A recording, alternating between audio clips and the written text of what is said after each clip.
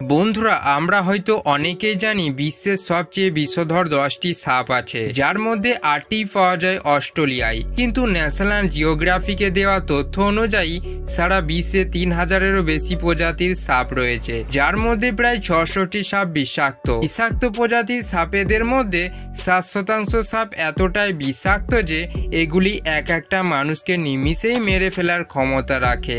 আজকের এই ভিডিওতে আমরা এমন এক সাপের বিষয়ে আলোচনা করব যা কোবরা চেয়েও বিষাক্ত। শুধু তাই নয়, এটাই পৃথিবীর একমাত্র সাপ যা নিজের শরীরের রং বদলাতে পারে গিরগিটির মতো।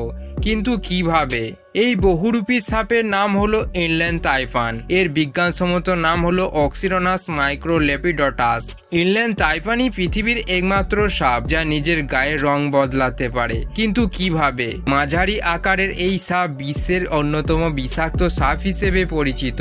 এর রং হালকা বাদামি থেকে গাঢ় বাদামি, এমনকি সবুজ হলুদ পর্যন্ত হতে পারে।